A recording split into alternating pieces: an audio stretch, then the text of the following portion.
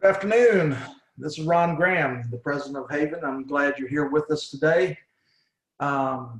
It's a good day. We're excited to do this, and there's been a lot of interest in having another cooking demonstration, and we've got that from the surveys, and we appreciate the feedback because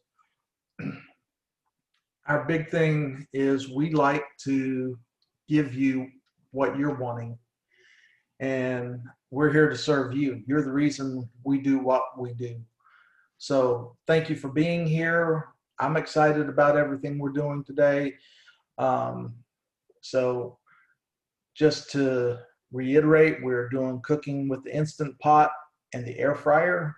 We're gonna do the first half with Stacie Gallegos and her sous chef, Raul, and they will be demonstrating the Instant Pot. And in the second half, Chelsea Nguyen will be jumping in, demonstrating some great tips and recipes with the air fryer as well. So without further ado, I want to get in a few housekeeping tips. Everyone should be muted. We are recording. If you have questions, our presenters will pause periodically to take questions. You can raise your hand, Control Y on a PC, what is that, Command Y on a Mac, and using the app you can raise your hand with the app. Also on a phone, Greg, help me out, what is that on the phone? Is star, it is star to six. Star six. Okay. And real quick, Ron, it's going to be Alt Y to raise your hand on Windows. What? Thank you. It is Alt Y. Yep, Alt Y, and then Option Y from the Mac. Thank you. Thank you. And then it also will be star 9 for raising your hand. And star 9, because star 6 is mute, isn't it? Okay. So without further ado, I want to thank our presenters. I want to thank our co-hosts here. We have Greg Roberts, we have Victoria Hillard, and I'm just going to step back and I'm going to say welcome, enjoy, and I hope there's something really worthwhile that you take away from this today. So we will turn this on over. Stacie, are you ready?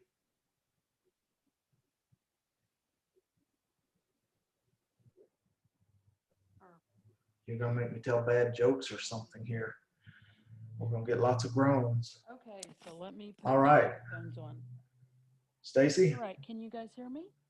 Boy, that's very soft. What do I need to? Yes? Yes? Stand by, we're fixing audio issues. Okay.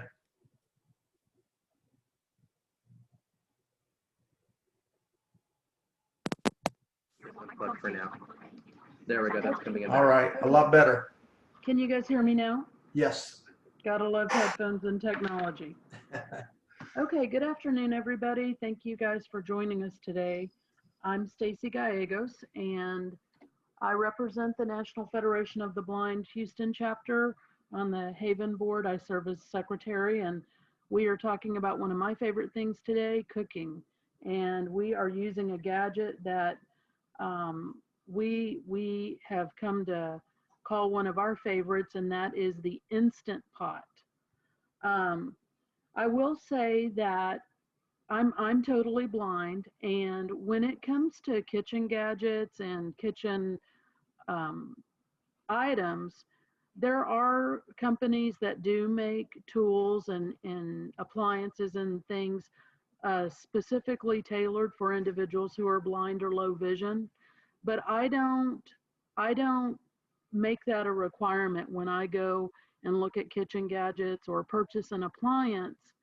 I don't always purchase something that's specific to blind or low vision people because I feel that I have the tools and the skills necessary to make modifications to things if I need. So for example, our Instant Pot, we have an 8-quart duo 12-in-1, and so it is not Wi-Fi connected.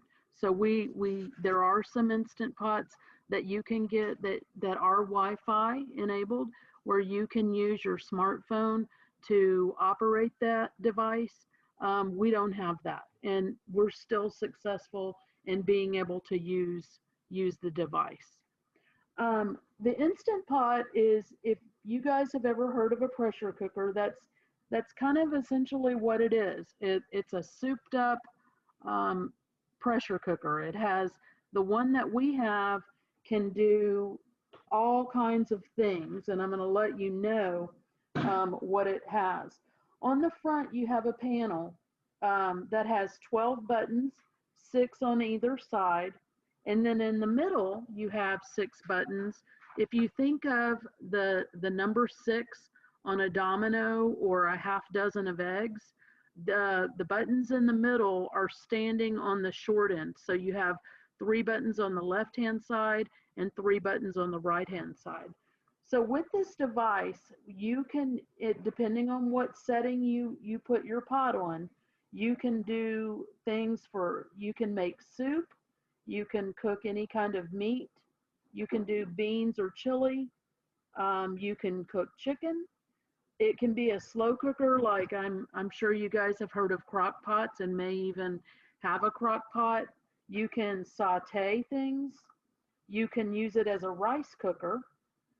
You can cook oatmeal, like multi-grain things. You can cook porridge, which is a thicker soup. You can steam vegetables. Our particular model has a yogurt, so you can actually make yogurt if you want, and then you have a pressure cook setting. So depending on what you are going to make, that is what you would, program the Instant Pot for, and follow the recipe and kind of go from there. In the middle of, I mentioned there are 6 buttons. You have a minus where you can decrease the amount of time. You have the pressure level. Sometimes in recipes it will tell you what pressure level to cook things on, whether it's high pressure, medium pressure. You have a delayed start button. You have a plus, so you can increase time. You have a cook warm, so let's say you've prepared something and you have guests coming over and you need to keep your food warm. The Instant Pot has a setting that can keep your food warm. And then you have a cancel button. So those are the buttons of the Instant Pot. They are like bubbles, so they're very tactile. So if someone is not able to, if you're, it's not necessarily a touch screen. You can press buttons. You can press buttons and you'll be able to feel that.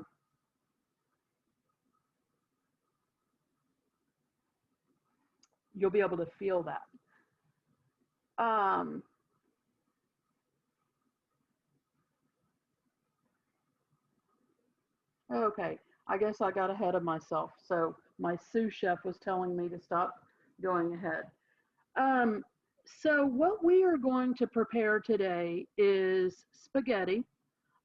This was one of the first things that we used our Instant Pot for.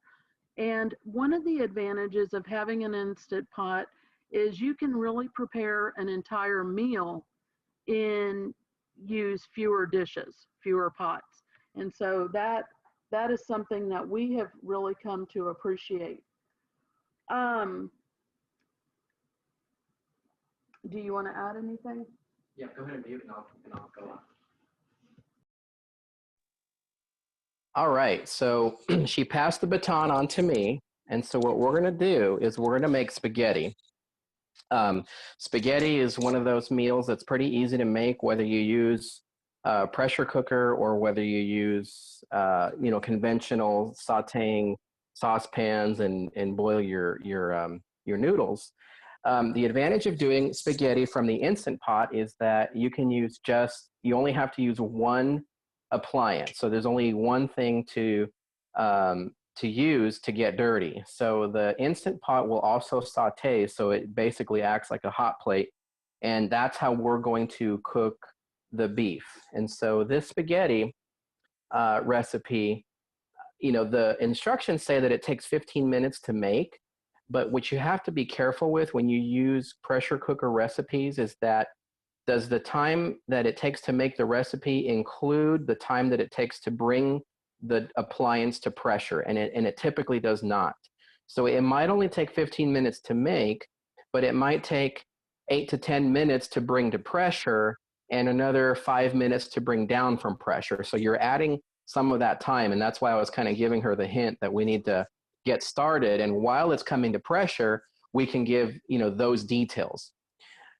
So what we did is she wrote down the recipe and the steps, and so she's going to be reading that out loud, and I'm going to be performing the stuff that she does, but I'm also going to be describing what I'm doing. And so right now, the only thing that's been done so far is that the pound of ground beef is in the Instant Pot, and right now the Instant Pot is turned off. And so, and she's also gone ahead and seasoned it. And so we need to saute this according to the recipe till it browns, or for about 7 or 8 minutes. And so that's what we're going to do. So I'm going to press the bottom left button of the unit, and it's going to beep. So here goes. So the Instant Pot is very audible in the sense that it makes a high-pitched sound, and most people can hear. There we go. So it's confirming that it's powered on and that it's going to start heating. And so most people can hear the higher pitched sound and the higher frequencies. And so this way, if you have the TV on or if you have some music, you'll be able to hear it. And depending on the number of beeps, that kind of gives you an idea of what's going on. So 3 beeps like that basically means it's on. Later on, when it comes to pressure, it will beep. And then later on, when the time for pressure is done, it will beep again. And it actually beeps, I think, in like 8 or 10 times. So it definitely gets your attention. So right now, it's on, and now that it's heating up the bottom of it so that we can start sauteing. And here, once it starts doing that, I can already feel the very bottom of it. It's getting slightly warm. So while it's doing this, I've got in my hand a wooden spoon. So I'm gonna, right, that's a wooden spoon. These make great spanking devices if you raise your children that way. If you don't, then forget what I just said. Okay. So Stacie has something to add real quick while this comes to saute heat. All right. Yes. Okay, so in terms of spatula. Oh no, we can't hear you. Okay. There you are. All right. So in terms of spatulas, because I know people will ask, well, what brand is that? What kind is that? These are just very inexpensive wooden. It came in a set. You can get them at places like Walmart, Target, Bed Bath & Beyond. Sometimes you can even get them at the grocery store. They come in like a mesh bag. So they're in this particular set. There's a spatula, a couple of wooden spoons, another spoon that had kind of like you could actually use it as a salad spoon with another spoon. So they're very when you're cooking in the Instant Pot, you want to either use a wooden spoon or a plastic, heavy duty plastic, or a silicone spoon. You want to not use metal. With the Instant Pot, you have the big heavy pot. It's either a 6 or an 8 quart. And then inside of that is where the it's a stainless steel pot that you can take it in and out of. So it's removable. It's dishwasher safe, and that's what you do the cooking in. So when Raul is sauteing over there, the outside itself is not hot. So that's kind of a nice thing. All right. Yep, I'm gonna mute. All right, so now what I have done is I have set a manual timer. I'm gonna bring it close to the microphone so you guys can hear it. All right, so it sounds kind of like a toy car engine running, okay? So this is a wind-up manual timer. You know, we can use our fancy devices like our A-Lady and G-Daddy to set a timer, but we're gonna do this. The highest piece of technology we're gonna use for today is gonna be the Instant Pot. And then also, I can already hear the meat cooking. So there's several non-visual ways that you can tell if ground beef is browned enough. It feels different if you're using the same kind of material of a cooking spoon, like in this case, a wooden spoon. It feels different. So like when it's raw, you know, it feels a little mushy as you kind of, you know, move it around. And when it's cooked, as it starts getting cooked, it starts feeling a little different. Like you can kind of move it around more, so it's not as mushy. But also the sound. If you can hear the sound of what it makes when it's cooking, the pitch changes slightly as it browns. And I'm not going to get into the science of why that happens. That's another webinar. Just know that it does. And then the third way that you can tell is the smell. So ground beef has a certain smell to it, and this is even separate than, you know, the seasonings. Like right now, I smell a combination of raw meat plus the seasonings that Stacie put in here. Oh, did you add the onions yet, Stacie? So, Onions are already in there? yes. Okay, so I won't talk about that. So she already added onions. Now this recipe does not call, so I'm getting double feedback. Can you mute? There we go. So this recipe does not call for onions, but we modify this recipe a little bit from the way we got it from the Salty Marshmallow was our source. So we add onions because onions is part of this household. Of course, you may not like onions, or maybe you don't like the texture or feel of onions, but you like the onion flavor, so you might add onion powder. You know, so there is some alternatives. So this is sauteing away, and so I'm going to turn it back over to Stacie real quick while this sautés, and then once this is done browning, then we'll get to the next step. Okay, can you guys hear me? Yeah. Okay, so like Raul mentioned, this recipe comes from the Salty Marshmallow. And we got this recipe simply by using our smart speaker. And one day I just said, you know, hey, G lady, find me a recipe for Instant Pot spaghetti. And so this is the recipe that came up. It has 6 ingredients and it was short prep time. I was like, well, that sounds like our kind of recipe. We have a pound of ground beef in there. I like to cook with onions, so we have onions. I used a handful of chopped onions, and it calls for various seasonings, a half a teaspoon of each. But what I did, because I'm pretty savvy in the kitchen and I don't need to measure every single time I do something, I used, you know, a couple of shakes of garlic powder or garlic salt, some lemon pepper, and some just seasoned salt. And so that's how we season the meat. When it's done sautéing, depending on what kind of meat you use, we're using a very lean ground beef, like 90-10. You don't have to drain.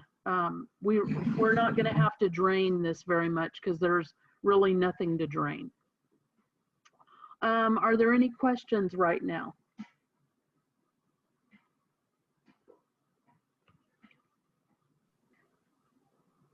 No hands raised Okay. yet. So one cool thing about this recipe, or any Instant Pot recipe that you find, it will tell you, you know, what you need to set your Instant Pot to and how long you need to cook things for. So that is pretty helpful. The remainder of the ingredients for this recipe, you need a jar of pasta sauce, and then you fill the jar up with water. So you in this instance, we're using 24 ounces of sauce, 24 ounces of water.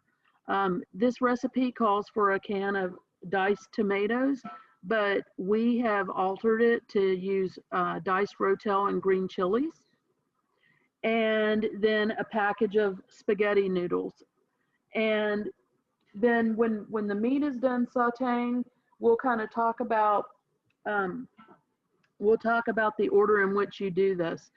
One thing that I will say about the Instant Pot is you want to be very mindful and make sure that you use the exact amount of liquids that the recipe calls for, because if you get too much liquid in your recipe, that's going to really affect how it cooks in the Instant Pot.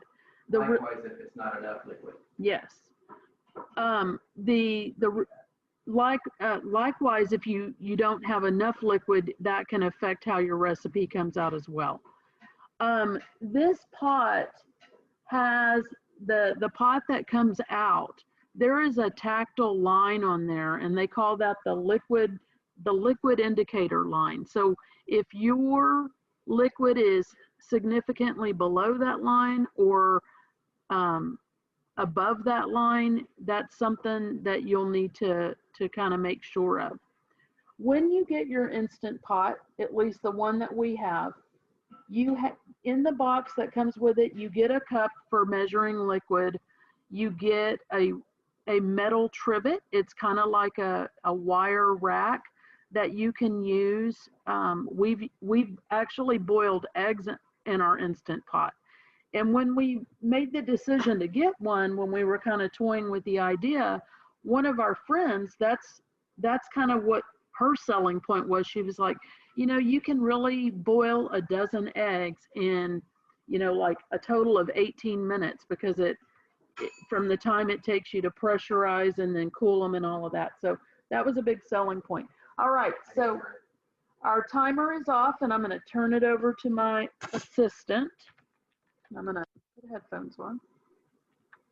Okay, so the timer went off, and let's, hold on, we're getting an echo.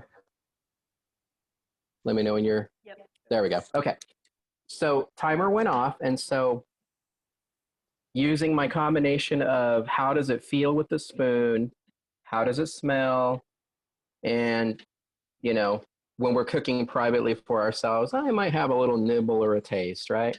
I probably wouldn't do that if we're cooking for guests, because, you know, we want to be sanitary and stuff like that. I did wash my hands.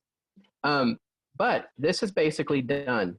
It has, like, when you have on this particular surface with a wooden spoon and ground beef, it actually kind of sounds like a small squeak, almost like you're like rubber shoes when you run it across, and that's what kind of tells you that it's done.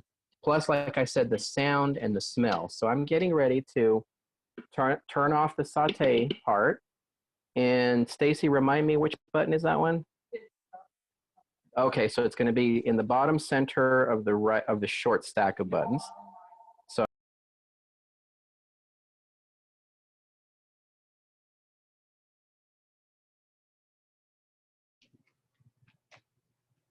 Hey, Raul, we've lost your audio totally. Stacie? They had a phone call that came in, and I believe they muted themselves. Okay. well, they can hear you. I'm talking about me. Okay. Okay, we can hear you now, Raul. Okay, go ahead and mute. Okay. There we go. So sorry about that. I had an incoming call and I forgot to set my phone to do not disturb.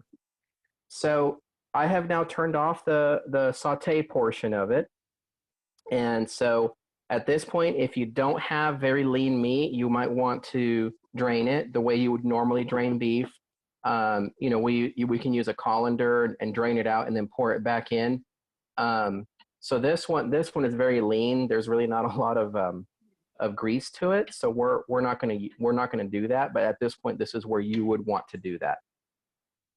So I am ready for her to give me the next step. And then I will do these steps as she gives them to me, because it is important to put these in the right order. We made the mistake one time of doing the noodles in the wrong order, and they didn't come out right. And so learning, making mistakes is a great teacher. So I'm going to turn it over to her so she can walk us through the next steps, and I'm going to be performing them as she does that. All right, can you guys hear me? Yes. Okay, so let me get to my recipe. We've made this a number of times, but we will do what we need to do. So we've sauteed our beef. We've seasoned it. We are ready to break our pasta in half. And this is something that you can actually do while your meat is sauteing. So Oh, I should have done that. right. So you want to break in this instance, I think we're using spaghetti or linguine. You can use whatever long pasta you want. Can I talk about how I break the pasta? So different people will do it differently. I've got the package here and it's not open. So it's a kind of a thin package. So what I do is I hold it horizontal and I break the pasta in half while it's in the package. So I'm just kind of doing that. You can kind of hear it crunching as it breaks. And the reason I do that is because it makes it easier. So when I open it, the pasta's already broken and I don't have to worry about breaking it outside of the package. And this has happened to people where pasta goes everywhere. And when you have pasta that goes everywhere, you're stepping on it days later on your floor. So pasta is now broken up. Okay, so what we then do is we're going to lay the pasta on top of the meat. And you want to make sure that you kind of do it evenly so the pasta is laying flat. You don't want stuff poking up from the top. So you want it all laying flat. Is it like laying it like sticks and stones? Yep, you can crisscross it as long as it's all flat. So it's like I'm making kindling. Yes. Okay. So when the pasta is on the meat, now we're going to add the sauce, and we're going to add the can of Rotel and the water. So I'm what? gonna have to repeat that. Yep. So what we do with the pasta sauce is we'll empty the jar, and then we'll go fill that jar up with water. And it does two things. You get your water, but you also get any excess sauce that might be sticking to the sides of the jar. Okay, so pasta is in. Okay. Sort of. And you want to make sure it's laying flat. All right, so I'm doing crisscross applesauce. Lincoln Logs.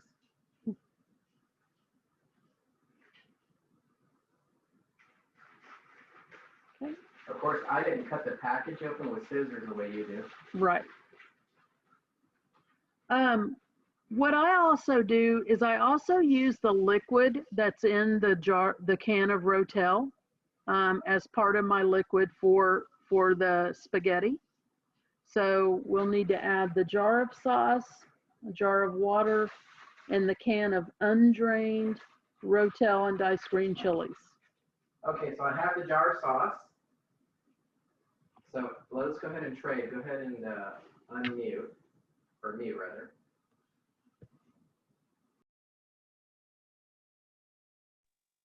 All right, so I now have in my hand the jar of sauce. So I'm gonna twist it here. There it goes. So I'm pouring the sauce in. All right, now I'm going to walk over to the kitchen, filling it with water. And I'm using a non-visual way of filling it with water to tell when it's full by the sound it makes. So it's a full jar of water. Is that correct, Stace? Yeah. Okay, so full jar of water. I put the lid back on and I'm kind of shaking it a little to, you know, kind of rinse out the jar, if you will, from all the yummy spaghetti sauce that's in there. And I'm pouring it in. All right, so it is now in. So far I am done with the package of noodles, and I'm done with the jar of sauce. And now I'm getting ready to open this can of Rotel tomatoes. I'm using a manual can opener. I'm okay, Larry. When I dropped something, he came over to check on me or to be an opportunist and see if something fell for him. All right, so manual can opener has now done its job.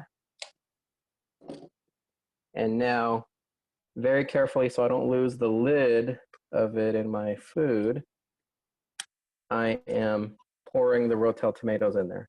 And then, do I rinse this out and do a thing of water of that too? No. Okay, see, I made a mistake. She's over there going, no, don't do that. Okay, so that's there. All right. Next step. And she's gonna talk So now. with this one, once you've got all of the liquid ingredients in, you want to make sure that you use your spatula or spoon and make sure that the pasta is completely covered in liquid. So I'm using the back of the flat of the spoon from earlier. So far, in terms of dishes, dirty dishes, we have a spatula and we have the pot of the Instant Pot. So that's pretty good. If you were doing spaghetti another way, you would have multiple dishes. Okay, so the liquid is on top, noodles are on bottom, and everything's in a nice, orderly fashion. All right, so now that all of that is done, what we are going to do is we are going to seal our pot.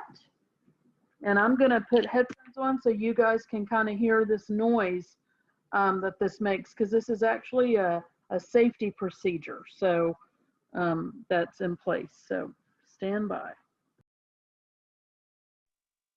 Okay, so we're just kind of switching off with different devices here. So, all right, so now that everything is in orderly fashion, I'm going to take the lid. And then as this comes to pressure, we're going to talk a little bit more about what we've done and hopefully answer some questions about pressure cooking, because I also have a story. Okay, so I'm putting the lid on top. Now, when I do that, putting the lid on there is not enough. It only goes in one way, so you want to make sure it's not wobbly like mine is. There we go. Okay, so it's going to make a noise where when I put it on there, it's going to make a descending tone. Do-do-do-do-do. Okay, so here goes. Okay, you may or may not have heard that. I tried to lean on it as close as I could. When you lift the lid, it makes an ascending tone, right, going up. So the descending tone means the lid is on there. Now, it's still not secure.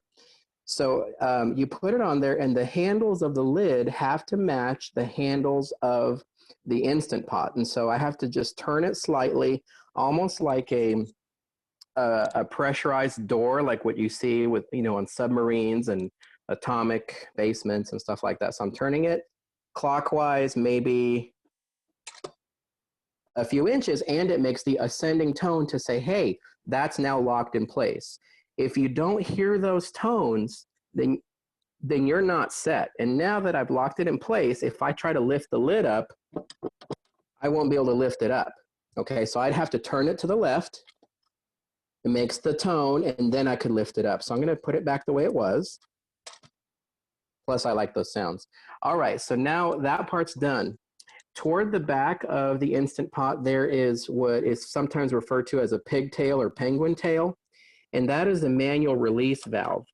And it's kind of hard to describe this, but it looks like a dial, and when if it's loose, or if the little tail is kind of pointing to the anywhere like 8, 9, or 10 o'clock position of a clock, that means it's loose and it's not set. And so that's your release valve. You definitely don't want that to be loose, or else it'll never come to pressure, because the boiling water will be basically let out through that. So I'm going to talk a little bit more about that later. This one doesn't make noise, but I am going to turn it clockwise so that the pigtail is at about 11 o'clock or even 12. And the tail is locked in place, essentially. So once I turn it to this at about 10 or 11 o'clock, it is no longer loose. Okay, so now it's tight, so that's my valve. To the right of that is like a little, for lack of a better term, it's a little pop-up belly button, kind of like when you've done turkeys before. If it pops up to indicate that it's done, that's kind of what that is. That will pop up when to tell you that the device has come to pressure, and you basically need to leave it alone. All right, so everything is set. I am ready to start pressing buttons and set a timer. All right, Stacie, so I'm going to press the bottom right, if I remember. Yep. Okay. Yep. So the bottom right button is the manual pressure. We're not going to use any of the presets. There are no presets for spaghetti. So the manual pressure means we set it, and then we set the time that we're going to do the pressure cook for. And the nice thing is that the Instant Pot remembers the last one you used. And so we made spaghetti in this the last time we used it, and it was for 8 minutes. So it's going to remember that.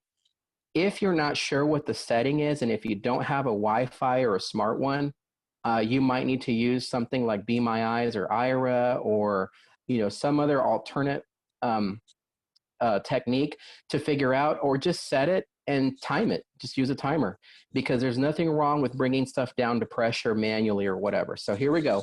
I'm pressing the button, and now it brings up the timer, so I'm able to adjust it if necessary, but I'm going to leave it alone, and it will stay at 8 minutes. Let's listen. So there's my 3 beeps to say that I have now started a new, it did the same thing when I started saute. So there's my 3 beeps to indicate that it is now begun this new process. So this is the part that the recipe doesn't take into account. So right now, it's going to slowly bring this up to boil, and then of course past boil, because that's the whole point of having a pressure cooker. In case you were not aware, a pressure cooker is a device that is going to break the laws of physics.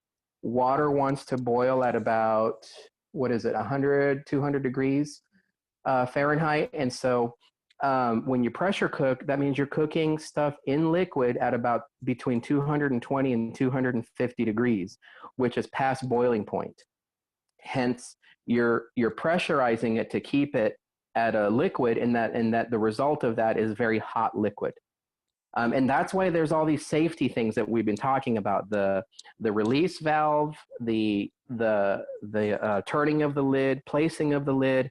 If all of these things aren't set, the Instant Pot will not pressurize. So it's not going to be like the pressure cookers of the 60s and 70s that would blow up the lid and get stuck on your ceiling and cause injury. These have, I think they're rated at more than like 20 different safety checks, that it has to pass both internal and external sensors and stuff like that. So they are very safe. So now that I've pressurized it, I mentioned before that we need to pressure cook this spaghetti for 8 minutes. The 8 minutes is not part of this pressurizing come to pressure. The more liquid you have, or the denser the material is, your items are inside, the longer it takes to come to pressure. So if you had something like soup with not a lot of stuff in it, it would probably come to pressure a lot more quickly. But in the case of spaghetti, because we have the meat, we have the sauce, we have all the stuff that goes with the sauce, and we have the noodles, it may take up to 10 minutes. And so While it's doing that, I can actually hear it. You won't be able to hear it. It's kind of quiet, but you can hear it almost like a slow cooker starts, or like when you start to boil water, it kind of starts off slow and then it gets higher and higher and higher. And it will beep when it has come to pressure. And the little belly button that's by the penguin tail will also pop up to indicate that it's pressurized. When it is pressurized and it beeps, that's when we begin the pressure timer. And even though I'm about 99% sure it's already set for 8 minutes, I will set my timer to 8 minutes as well to give me that secondary peace of mind. While stuff is pressure cooking, the recipe will call for either natural release or quick release. And the difference between natural and quick release is when the pressure time is done, do you want it to let it come out of the pressure on its own, which could take 10 or 15 minutes?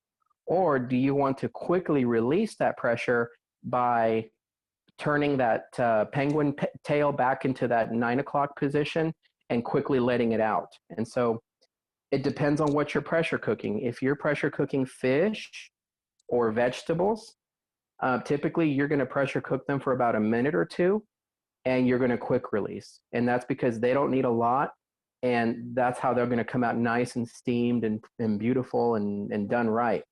Same thing with shrimp, fish, like I said, okay? If you were to let those natural release, then your vegetables or your fish or whatever is going to come out overdone. It's going to look soggy, wrinkly, you know what I mean? And so typically those you'll want to quick release. The spaghetti, actually, we do end up quick releasing, again, because of the noodles. If you let the noodles overcook, that's also not good. If you do a recipe that involves only meat or pork or other denser materials, then a lot of times the recipe will call for a natural release. And so it's important to watch those recipes and what they say. So while this comes to pressure, we can go ahead and pause for questions. And then at this point, really for the next, we're almost actually done. We've done the hard part. So for the next 15 minutes, really, it's about talking about this or answering questions before we do the final steps.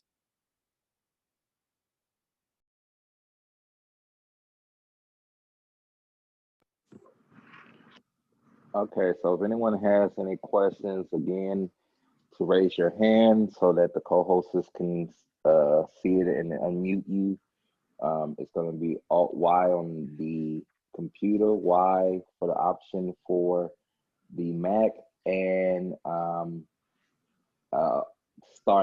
for the phone. If someone can unmute Thomas. Thomas, is your first question. Yep, I am getting to Thomas right now, and I will unmute Thomas. Oh, Thomas. No, that was me. I lowered his hand. Oh, okay. I'm sorry. Okay. Hello, Thomas. Hello, am I coming through? You Yes, are. sir. Awesome. So this is the first time I've ever heard of one of these things, and I've cooked with a slow cooker for a while, so I'm really fascinated by what's going on here. You get these at like Walmart, and do they run about the same price as a slow cooker? So I can do it. So you can get them at places like Walmart and Target, Bed Bath and Beyond, Kohl's, most anywhere that sells kitchen appliances and gadgets and sorts. We actually got ours on, was it a Black Friday? It was a Black Friday deal, it was a time where they were on sale. I think we paid $80, and it was normally $170. So yeah, it was like $159 was retail, and we paid like $89 or something ridiculous for this one. You know, ours, as I mentioned in the beginning, is not a Wi-Fi device, so those may be a little more expensive. We didn't care about having, you know, a Wi-Fi, using our phones to manage it or whatever. And we knew that we wanted to have a bigger one, the 8 quart. There are 6 quart ones, you know, but we wanted, and there are 3 quart ones, but we elected to do the 8 quart. So yeah, you mentioned the slow cooker, and I will say we've tried, for example, beans in the Instant Pot. I actually prefer using my crock pot to do beans overnight. Yeah, you can do beans in the Instant Pot and your cooking time is reduced, but I just have found that the flavor of the beans is better when it's done in the crock pot. Yep. Awesome. What Thanks I'd for like to answering add. that question. Oh, sorry. Go ahead. I said thanks for answering that question. I really appreciate it. One thing I want to add about slow cooker versus pressure cooker, not only are your times different, but I think also the reason that the flavor was different is because of the material. So the Instant Pot cooking pot itself is like a stainless steel. So it's not a crock, you know, it's not that crock material. And so it is going to be different. And so stuff that is specifically designed to be flavorful based off of a crock pot type slow cooker is going to taste different, even though the Instant Pot itself has a slow cooker method. So even though it's a kind of like an all-in-one, it doesn't necessarily mean that you're going to get the same results for that reason. Yeah. We've tried a pork tenderloin in the Instant Pot, and again, while it came out, you know, Raul liked it. I find it far better using our crock pot. So, and I can tell you guys that the smell of the spaghetti is coming through, and it smells super good. And I have a question for you guys. Yes. So you mentioned this one is particular a 12-in-1 that you guys have. And so you kind of showed us 2 of the options, the pressure and this, I guess, the sauteed. What other options do you guys have on there or that you use? So you can, and I should say that the different setting, like the different things have different temperatures and stuff. They're just presets. Yeah, so they're presets. So you can make soup or broth in this. You can do meat or stew. You can do beans or chili, which we've done beans. Poultry, so chicken, turkey, any kind of poultry. This can actually serve as a slow cooker. So you could turn this into a slow cooker if you wanted. Oatmeal? Grains, like oatmeal, cream of wheat, that kind of thing. Rice, porridge, which is a thicker stew. It can be a steamer. And actually, I did make mashed potatoes in this, right? Yep, sure I cooked potatoes. Those actually came, I didn't make the mashed potatoes in it itself. I cooked the potatoes and then made, you know, turn those into the mashed potatoes. And you did sweet potatoes as well. Yep, we did sweet potatoes. Sweet potatoes are good. Yogurt, which is something that I'm not interested in doing, but you can do that. And then, you know, it's a pressure cooker. One thing, if you want to, I have seen there are Instant Pot groups on Facebook. You can join and get recipes. You can make desserts. You can make cakes. You can make cheesecakes. The thing about that is if you're going to use it for desserts, I'm sorry. That's okay. If you're going to use it for desserts, you'll need to get some other things that are not a part of the original package that you get. Yep. Okay, gotcha. We have another question from Michelle B. Michelle, Okay. you're now, you should be unmuted. Go ahead and ask your question. Hi, Michelle. There we go. I think I'm unmuted now. Yes, Yep, you are. we can hear Yep. you. Yep. So I actually have a 6-quart Instant Pot that I've had for about a year. I really like using doing hard-boiled eggs because the Instant Pot makes it so much easier to peel them after they've been cooked, which is really cool. But my actual question was, now I know we're going to be talking about air fryers here in a little bit, but what are some of the other accessories that you've used? Like, so I also have a egg mold silicone mold thing that you can also use to crack your eggs into ahead of time so you don't have any shells. Are there any other accessories like that that you two really, really enjoy using? I'll be honest, other than the trivet that she talked about earlier and the egg molds like that, we haven't explored a lot of the other accessories that you can add to it. You know, so we need to explore that a little more. So we're not the best to answer that. But what I can tell you is, I wanted to just mention this to be complete, is if you're going to switch between, you know, dinner type stuff and dessert type stuff, there is a rubber ring. Oh, there it is. Hold on. Give me a quick second. It just beeped. So it is indicating that it is, oh, can you mute, Stacie? Yep. It's indicating that it has come to pressure. So I'm gonna, this is where the 8 minutes really begins. So I'm gonna set my manual timer to 8 minutes, and then I will finish answering or saying what I was saying here. So setting a timer. And we do have another question waiting for you There we guys go. after this one. Okay, Yeah, so the timer Sandia, is now set to 8 minutes. Now, once the 8 minutes are up, I believe, and Stacie can verify, that it's going to be a quick release. So as I'm looking at this pigtail here, the pigtail itself is still at that 11, 12 o'clock position, which is locked, but the little belly button has now popped up. So that's indicating that this thing is now pressurized. At the end of the 8 minutes, it will beep about 10 long times to say, hey, I'm done. And at that point, you can either you know, quick release or manual unpressurized, depending on your recipe. In our case, we're going to do a quick release. So to finish what I was saying is, it has like a rubber ring around the bottom of the lid, which adds to the seal. And that rubber ring gets infused with the scents or the water or the steam of whatever you're cooking. And so it is not a good idea to mix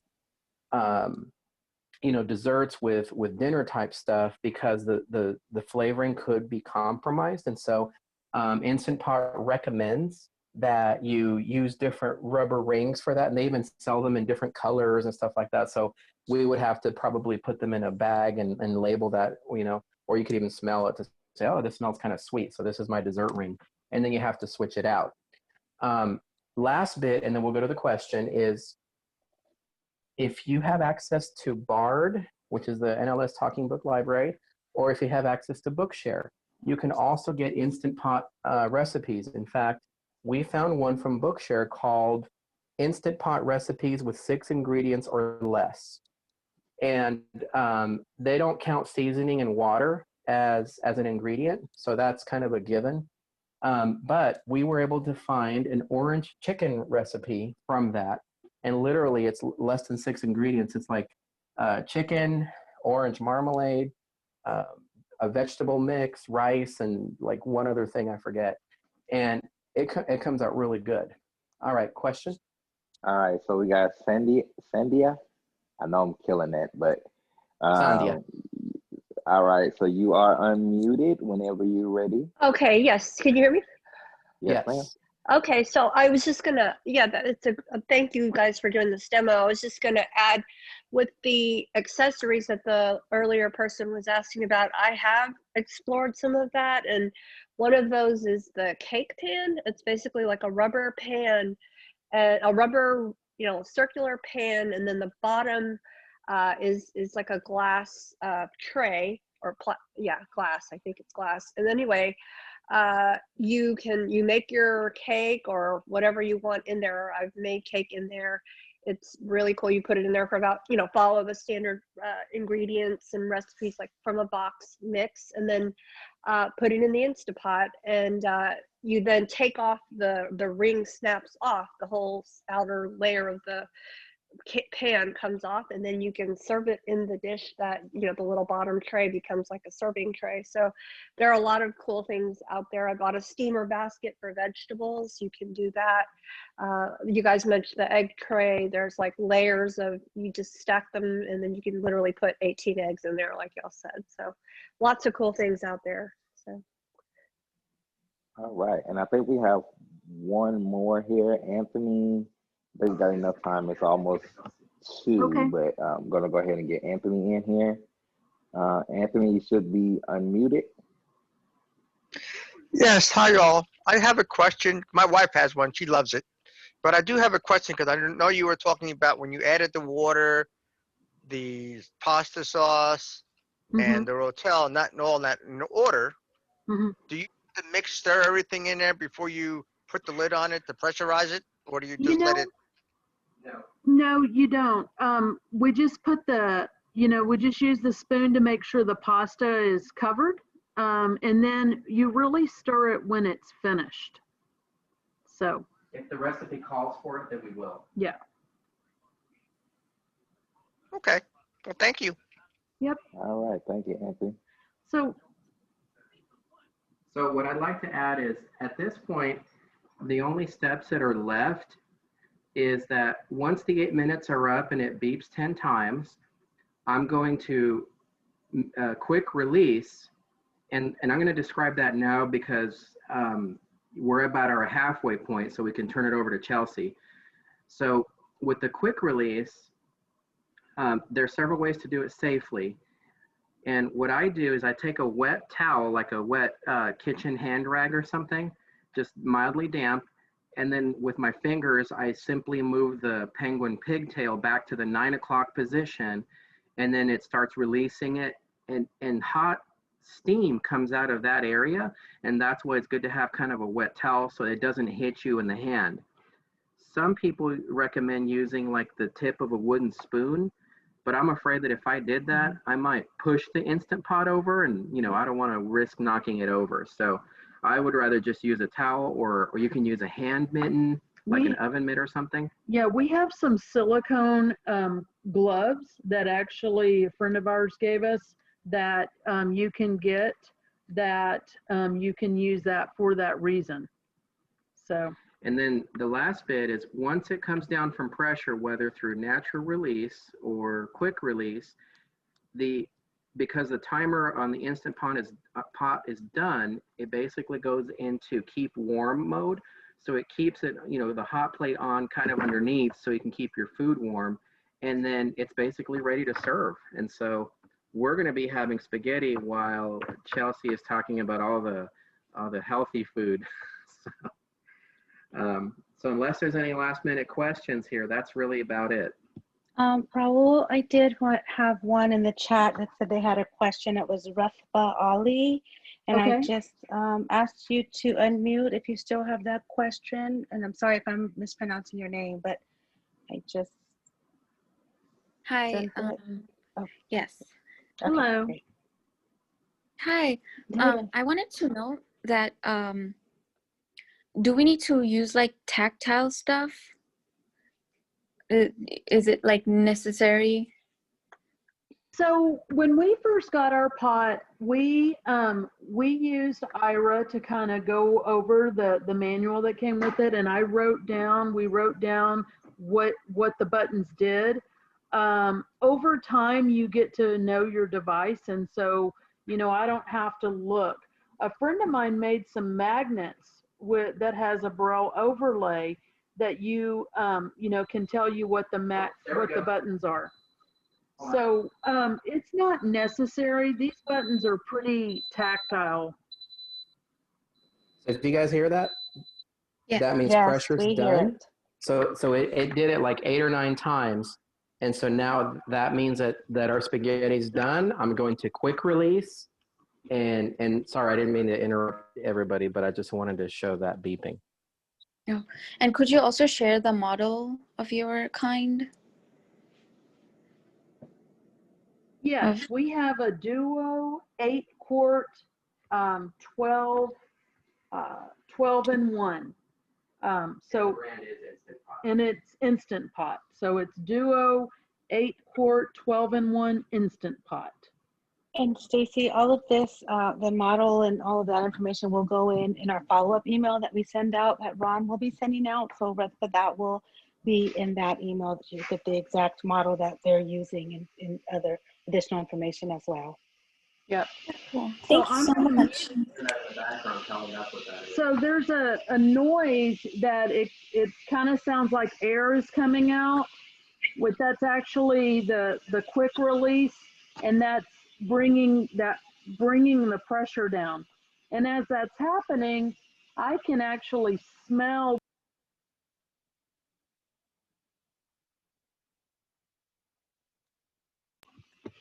I got it. Okay, so as this pressure is coming down, the aroma from the spaghetti is coming out. And then the last bit that I'm going to say is that when it does come out like this, like I said, it's really hot. It's also recommended that when you have your Instant Pot on a counter surface or whatever, that it's not immediately underneath an overhanging cabinet or something, because over time, the steam can, make your wood wet if it's a wooden cabinet. So you just want to, those are some cautionary things to take into mind when you place this. So we have ours on an open counter that doesn't have a cabinet above. And so that's it. Yeah, all around the house, the smell of yummy spaghetti is permeating. So that's it for me.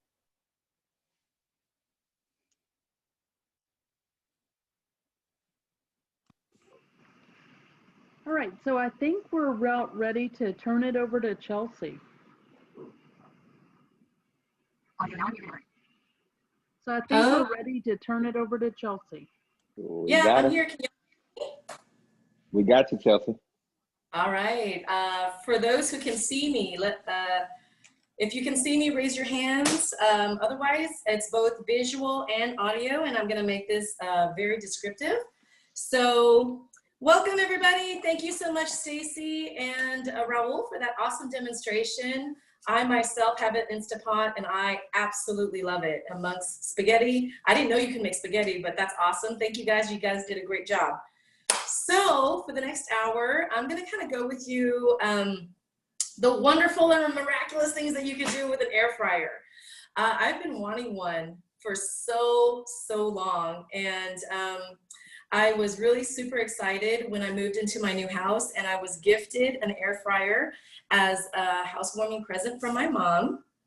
And so the model that I have is kind of like a mid-range, I would say, because they can be very cheap and they can be very expensive. If you go to Walmart, Amazon, and all those kind of places, you can buy them online. You can go to your Walmart, HEB, Target, all of your grocery stores really also have them if they sell things besides groceries.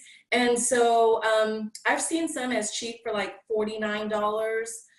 You can get them great on sale when it's Black Friday and things like that. But you can also go as far as what I found Victoria shared with me today, that there is an oven that they actually make, like a stove. She said that they actually have one layer on top, which is just an air fryer in your oven, like stovetop, and then on the bottom layer, it's your traditional oven. I'm like, oh my gosh, that is amazing. I want one, right? So for those of you who kind of just want to get your feet wet and see what an air fryer is all about, I've got my Chef Man fryer today. It's a 3.5 liter. It's here on my bottom screen, and it's really looks like a big, giant black and gray egg. Okay, it's really smooth. Most of them kind of have this egg boxy shape. They're smaller than a microwave, but bigger than a blender, if you can kind of imagine, what that size is like. And so for mine, it is nothing fancy. There's no accessibility features on it. It doesn't talk to Alexa. It doesn't, you know, do anything except basically, like, I don't know if you can hear this, like, Greg or Victoria or somebody, let me know if you can hear. I just turned it on. It's kind of making this like airing sound. And You can hear it vaguely, but yeah. Carol, let me see if I can move it a little bit closer. Can you hear that? yes, you can hear that one.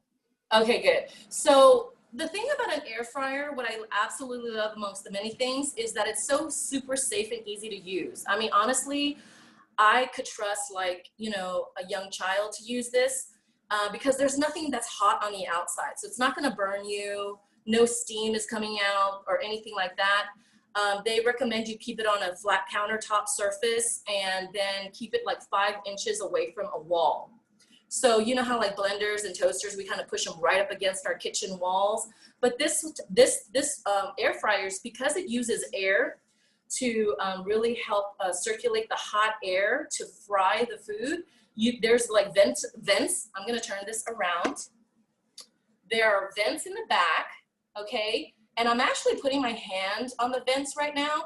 You can kind of feel the warm air, but it's not hot. I'm actually having my hand, I mean, it's hot, but it's not gonna burn me, okay? So that's why I say it's also really nice and easy and safe.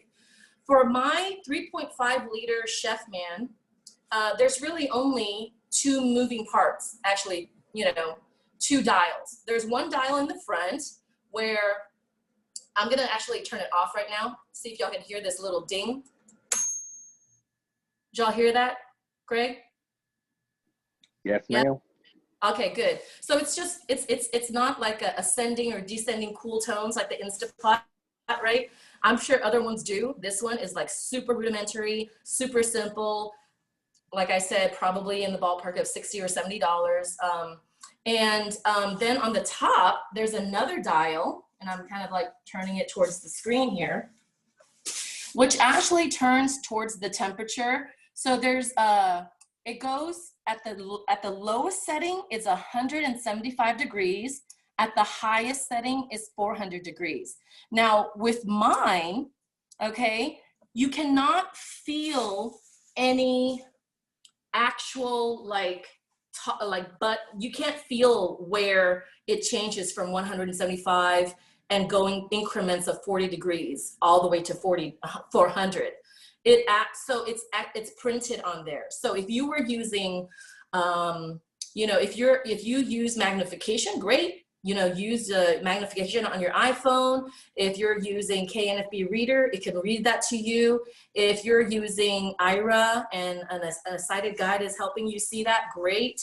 And you can also use Be My Eyes, of course, right?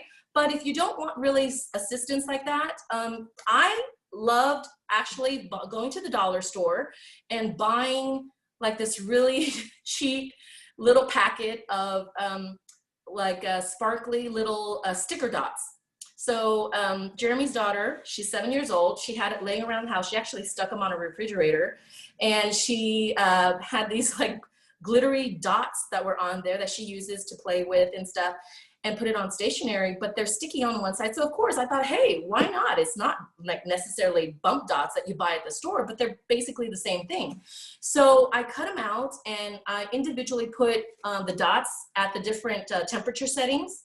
So, and then I also did a whole, I'm gonna show you here, a whole line on the top to kind of give you a gauge at where the temperature reading needs to be. That was for the temperature. Now, as for the front of the dial where it's the timer, okay, it has a big letter C on it in white, and the dial is black itself. And on the inner dial, where you actually turn the knob, it's black, but on the outer side, it's white. So it's a nice contrast, which I really like. However, again, it really doesn't have any parts of it that you can really feel as to what the timing is. And so what I did is I put bump dots at 0, 10 minutes, 20 minutes, 30, 40, 50, 60. And then I also put a line of dots right at the dial, the center dial, so that when you feel that line of dots line up with your the outer dots on the outer rim, that'll tell you it's in 10-minute increments. So let's just say you want to do 5 minutes, then you just know that you kind of like ballpark it and do it in between the dials, okay? So it's just like basically like a clock, except this one doesn't go all the way back up to 0. Like a traditional clock, 12 o'clock is also at the same spot at the beginning.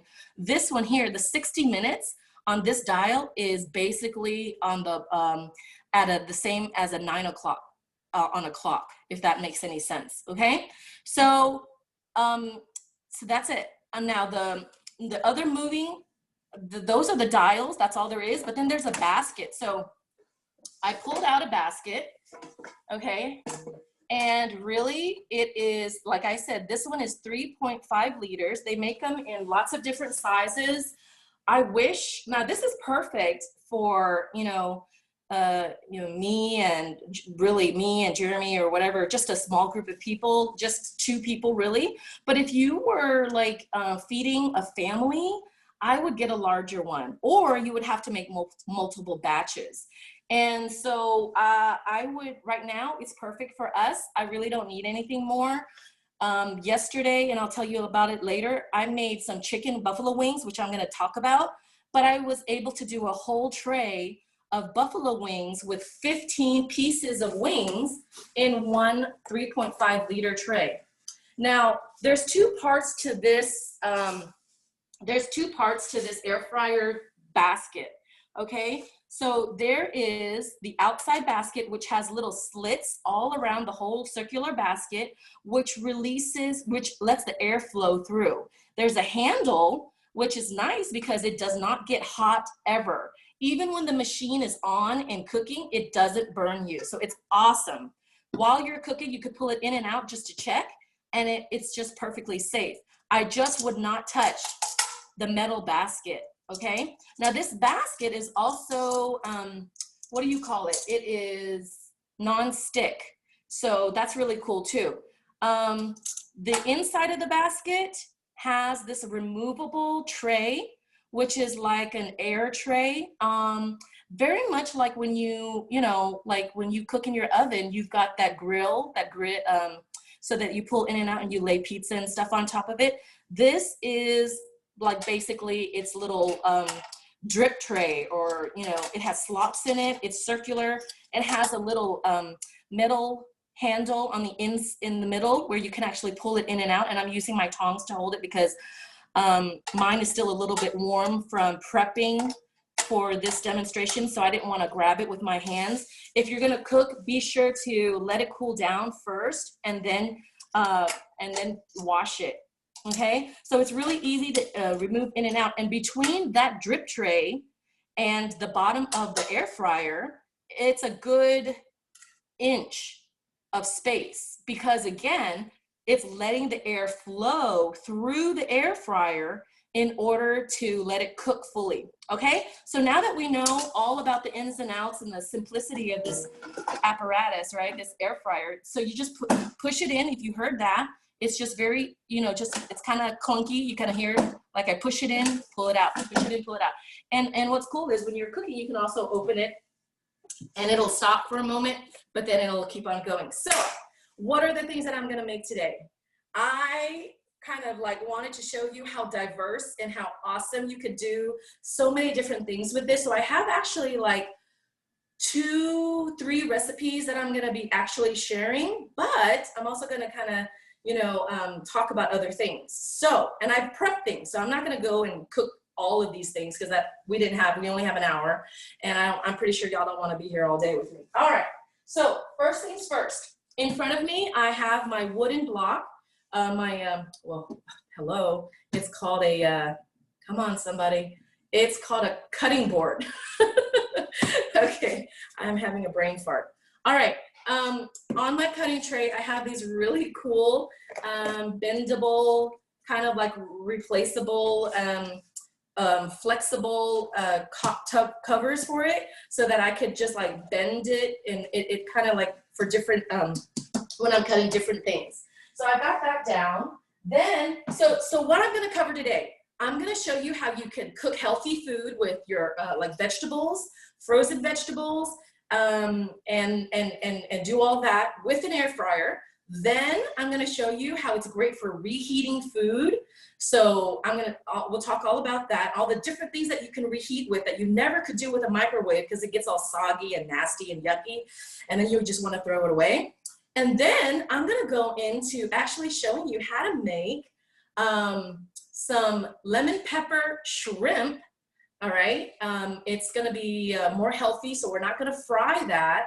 It's just gonna be like, if you wanna add butter, great, we'll talk about that. But basically, it's basically steam, I would say more like not grilled, but not steamed, but it's somewhere in between, you know what I mean? So it's like, basically it's just shrimp, lemon pepper shrimp with some herbs. And then the last thing that we're gonna go over is one of my favorites, which I just made again last night, was buffalo wings. Yay! I love buffalo wings. And for those of you who are wing lovers like me, you know how expensive it can get if you go to buy wings, because you know they're basically like $1 a piece, or on sale they're like 50 cents a piece if you go to a restaurant and order them. All right, so these are all fun things you can do for you, your family, whatever, with this handy dandy air fryer. I just absolutely love it. So now let's just get right into it. All right, so I got my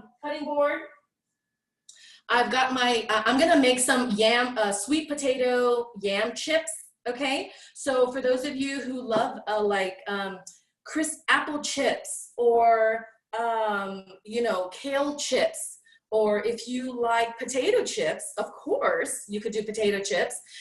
In my instance, I wanted to go healthy, but then also I wanted a little bit sweet, salty kind of thing. So I wanted to make yam chips. So I have like 2 yams.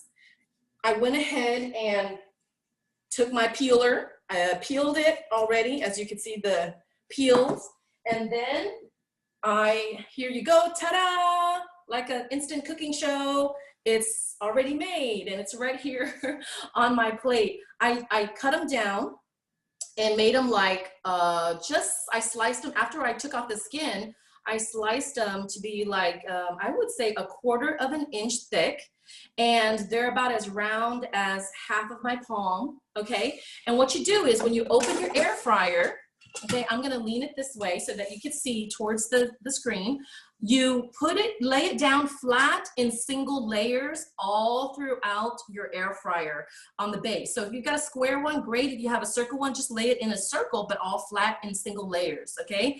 And once you finish doing that, okay, then what you do is you can sprinkle some olive oil if you want, but if you don't, that's okay too. The olive oil kind of helps it just keep in some of that moisture.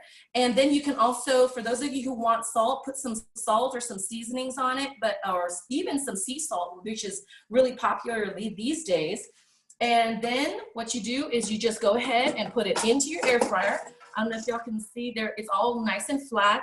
I'm gonna put it into the air fryer, turn on the temperature to, I would say 360 degrees, okay? And we're gonna go ahead and turn 360 degrees and then go ahead and set it for about 20 minutes, okay?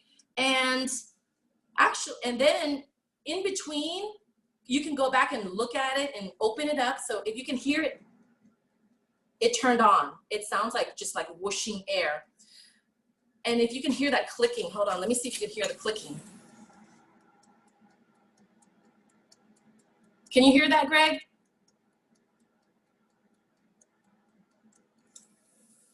Okay, Greg's not talking to me. All right, but anyway, it basically clicks that dial so you can kind of hear it and you know audibly that it's on, and you can also hear that air going through it, okay? Sorry, so Chelsea, I was trying to get there. I could hear the clicking as well as the air.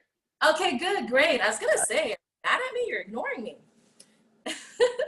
I know, don't ignore me, Greg. All right, so So then if you wanted to check to see if it was still good, in the middle of it cooking and the timer's still running, like I literally just put in it. Now I pulled open the tray just to check it, but did you hear the air stopped flowing?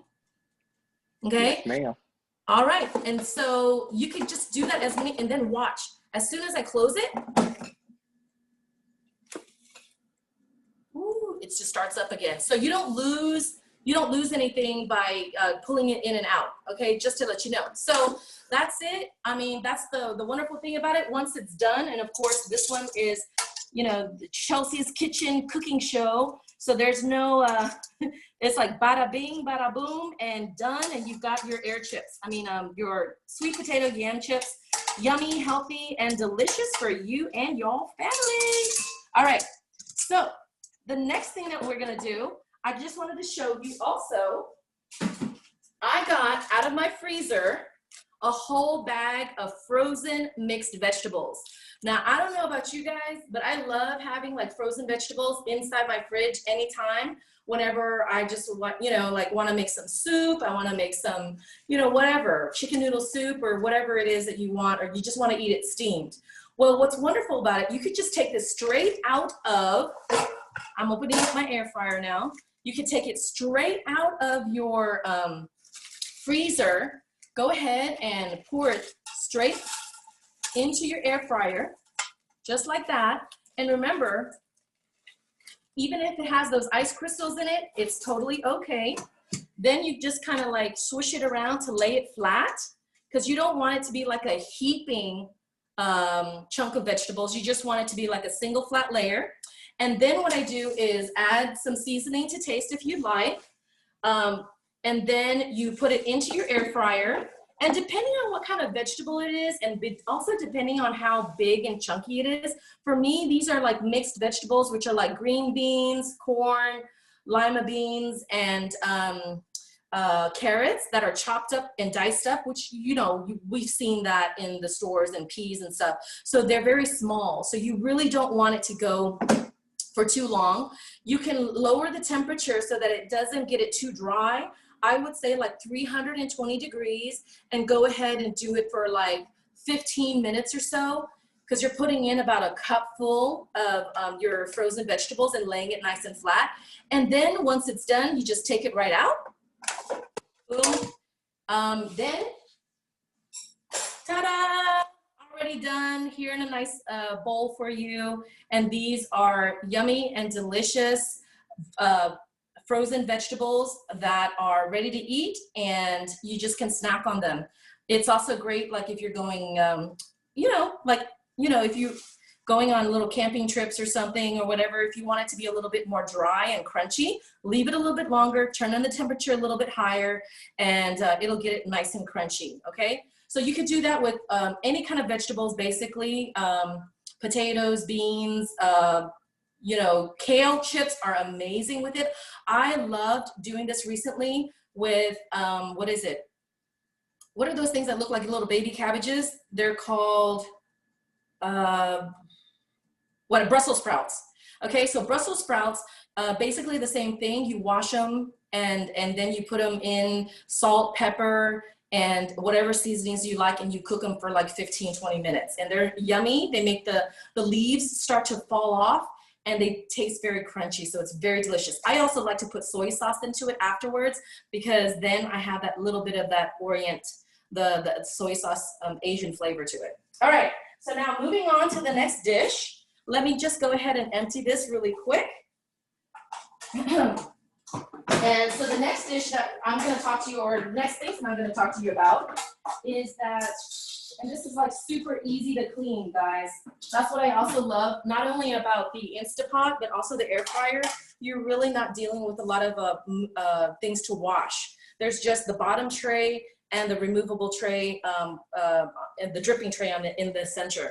All right, so I removed all of my vegetables. Now, what you can also do, I don't know if y'all, like I said earlier, you can use it to reheat. How many of you go to like McDonald's or wherever you get these wonderful French fries when they're so delicious, when they're hot and crispy, but then you take them home and they're like so nasty, right? So, ta-da, I got like 2-day-old French fries from McDonald's here in my hand. And all you do is you just take it out of your old French fry packet, dump it straight into your air fryer. Okay, throw away the paper container.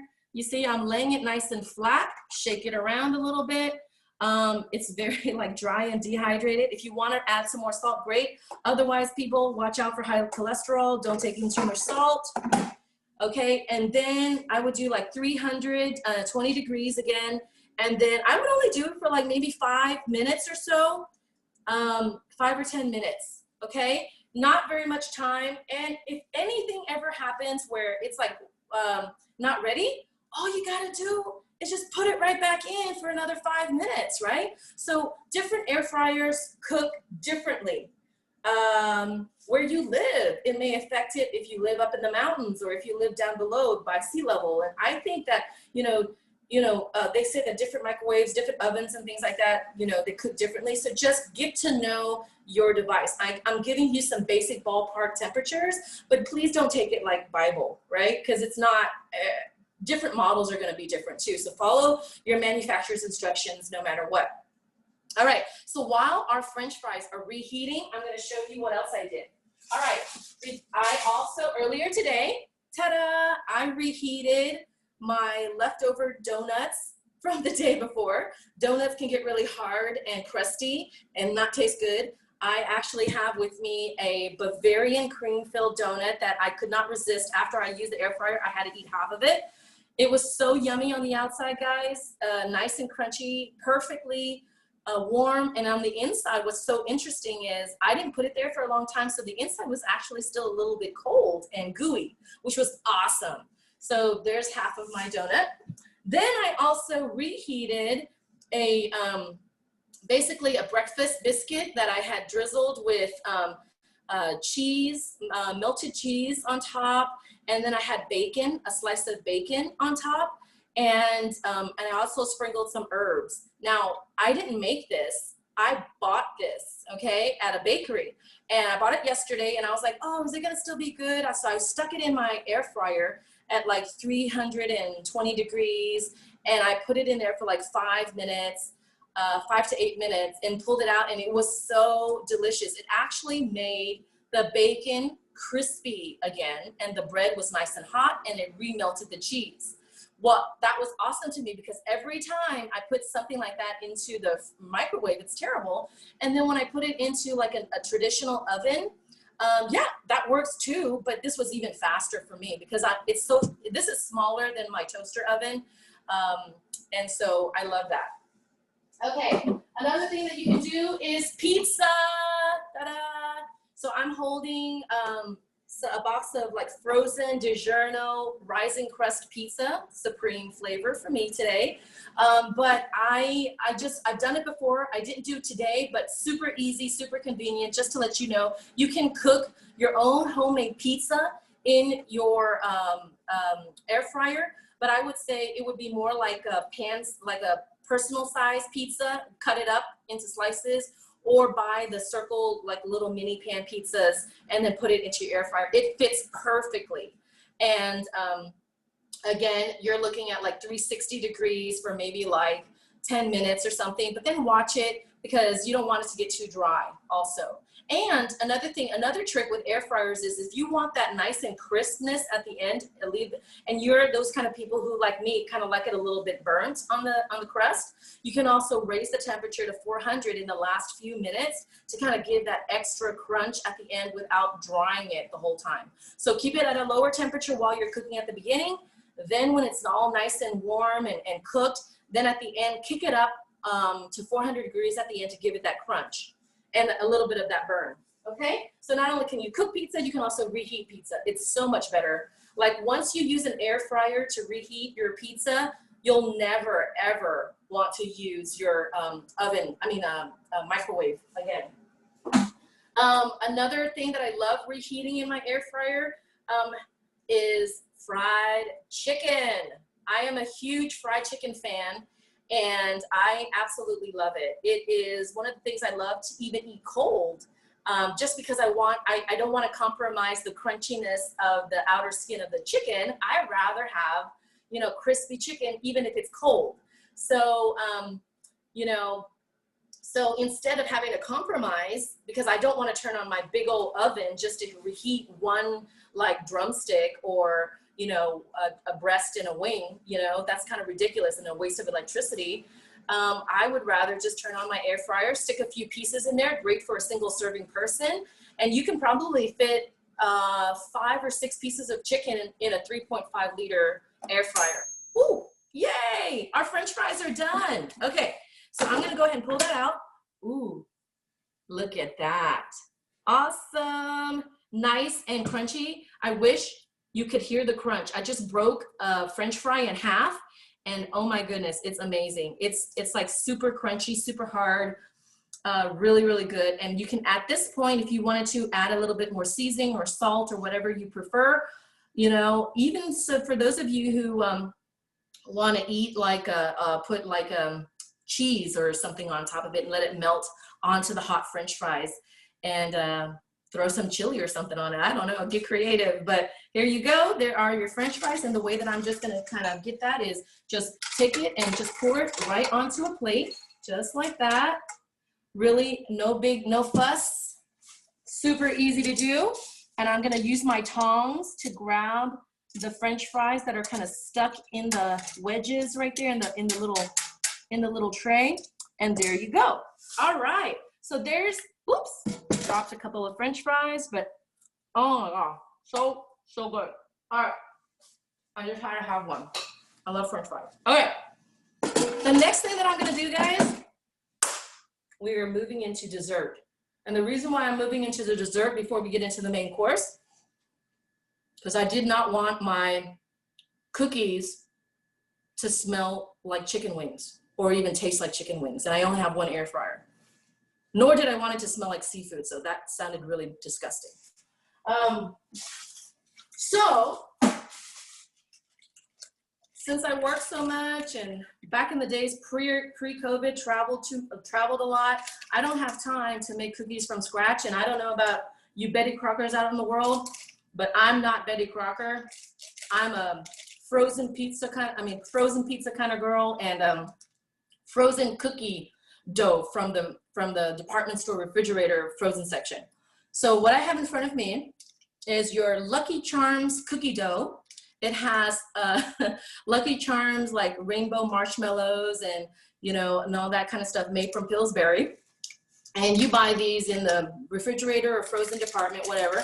And it, you know, I opened up the plastic bag, and if you see, they already have like their shapes, kind of like pre-made shapes in there. You can also use your air fryer to do those like, you know, Pillsbury croissant rolls that they sell in a whole roll, like cinnamon buns, cinnamon rolls, croissants,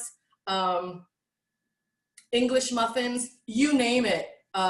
Any of those pre-packaged kind of like frozen ready-made doughs actually really work with your air fryer too. Different time settings and different cooking instructions for each, but they're basically very general. All right, so these were frozen before, and they come in these like little round shapes already. And what I did, okay, is first thing you gotta do, because remember I told you that the air fryer has that little drip tray that that you put your food on when you want to do things, make it nice and crunchy, like French fries or you know, pizza and things like that, where you want the bottom and the flow of that air to go all the way through. Okay, with cookie dough and doughy things like that, you really don't want it to drip down into the bottom, because then you'll have these weird looking shaped drippy looking cookies. It's nasty. So what you got to do is take out your air fryer bottom. I put it on a nice my wooden cutting board so that you don't accidentally like burn the table or anything like that. So then you get some aluminum foil. Okay, just your any regular aluminum foil. And so then all you do is just kind of, actually let me make a space. What you kind of do is kind of fold in the corners of your square, kind of rectangular, you know, foil, and then also fold the center. So you kind of make it almost look like a circle. It's not going to be a perfect circle. It's going to be a very angular geometric circle, but it doesn't have to be perfect. It has to be just the general size of your air fryer. And then you're going to lay that inside your air fryer. Okay, and try to lay it nice and flat. Some of the, if your circle is, if your foil is a little bit too big, it's gonna lift up around the edges, but it's just gonna fold up on the sides. A little bit of that is okay. You still want the air to flow through. Just make sure that you have enough of edges so that it doesn't kind of like drip down into those that drip tray. And then you've got a nice little base for your cookies. Okay, so what I did, and I did this earlier today, is I made cookies, and ta-da, Chelsea's cooking kitchen show. I've already made the cookies for you right here. I put 4 cookies inside my air fryer, and what I did is once you make that base, you take the cookie dough, even though it's kind of frozen, you know how they come in like cubes or squares or circles, and they're kind of like compacted together? You want to kind of manipulate them and flatten them out a little bit, but don't make it too flat. So you flatten them out a little bit, and then you just kind of place it into your air fryer on top of your foil. So my 3.5 liter Chef Man can hold like 4 medium-sized cookies. So I wanted mine not to be all squished together, but if you want to even make like a cookie cake, that's an idea. You can actually like put them all together and lay them all flat so that's all a nice big circle, and then make like a cookie cake for somebody, or like a giant cookie. Imagine that, like a big giant cookie about the size of your face. That would be fun. And, but anyway, so there it goes. That's what it looks like in the dough. And then you put it in 300, I would say like 320 degrees. That's what I did. And I set it for 13 minutes. Okay, here you go. Setting it a little bit past my first bump dot, my second bump dot, which is 10 minutes. And then kind of going halfway in between my 10 and my 20. So that kind of gives you like, you know, 13-ish minutes, right? So then I let that cook, and then, boom, like I said, the Chelsea's Cookie Show, here you go. These are my 4 cookies that actually, they kind of melted together in the center, and it kind of looks like a butterfly, which is really cute. And then it also has the melted cookies. And then once you take it out, you take it out of the air fryer, but you just lift up the foil. You lift out the foil, and now you don't have to clean your air fryer, which is super cool too. All you gotta do is just take the cookies off of the foil and use your handy dandy cookie spatula, or just a flat spatula. Lift up the cookies after they've like cooled down for like a good 10 minutes. And then your cookies will be nice and chewy and ready to eat. Crispy on the edges, soft and gooey on the inside, and the marshmallow, rainbow marshmallows are like so yummy. All right, there you go. Cookies in your air fryer. Would you have ever believe that? Crazy, right? All right, so now that we're done with dessert, we're ready for our main course. All right, so moving on, here we go. We got 10 more minutes, and I'm gonna show you really quickly. And I'm gonna start first with my shrimp, okay? Because I am a seafood girl. I absolutely love seafood. You name it, I'll eat any kind of seafood pretty much, except like those Japanese shows that eat live octopus. That's really weird. It's like squirming in their faces and mouths and stuff, and that's kind of nasty. But this one is going to be, what is it? Shrimp. And I'm using, I bought this from HEB. It's just their cooked, pre-cooked shrimp already, and it's frozen. It comes in a bag with like a zip top on the top, and it says easy peel, deveined, and tail on shrimp. This is an extra large size of shrimp because I really love it when they're big. I just hate it when I cook shrimp and then they shrivel down, and then it's like, where's the shrimp? It disappeared. So These are, when they sell it at HEB, it comes in X large, large, medium, and small size shrimp. Whatever you prefer, great for you. I chose the large ones, and in a large bag like this, it comes with like 52 to 60 shrimp per bag, okay? So what you wanna do is you can take it straight out of the freezer. You don't even have to defrost the shrimp, which is awesome, because for those of you who wanna be like, let's eat some shrimp, like I just feel like I'm in the mood and I don't wanna go out, right? We're COVID, right? So we gotta stay home and, you know, be resourceful. And so anyway, you just rinse off your shrimp really good, and I already pre-rinsed these. Remember, they're already cooked, which is great, so that even saves you a lot more time, okay? So what you can do is, I go ahead and open it up. Now, my cookie dough is still in there, the uncooked cookie dough, so I'm just gonna go ahead and take those out. We can recook those later after the show. I went ahead and removed that, and then I'm back to my air fryer again. And all you wanna do is you just take your shrimp, and then you just go ahead and place it and lay them in a single, flat single layer on your air fryer, okay? And I've got probably, I can fit, let me see, 1, 2, 3, 4, 5, 6, 7, 8, 9, 10, 11, 12, 13 large jumbo shrimp inside my air fryer in a single layer. But I could probably fit some more, but I kind of wanted to let them have some space in between so that way they can get that circulation of air a lot better. Guys, what I love about this is all it was is I'm just using frozen shrimp, and it's like already deveined and everything. So now I'm gonna go ahead and put that in my air fryer, okay? And I'm gonna go ahead and set that for 300 and I'm gonna say 340 degrees, because I really don't want it too hot. I kind of want it to go for like a shrimp cocktail kind of thing. You could boil it, of course, but I kind of want a little bit of crunch to it instead. So then I'm gonna go ahead and put it on for a good, 10 minutes. And I think that should be plenty, just 10 minutes in the air fryer. And while it's cooking, okay, I'll tell you about the ingredients that you're gonna need afterwards. Okay, so here we go.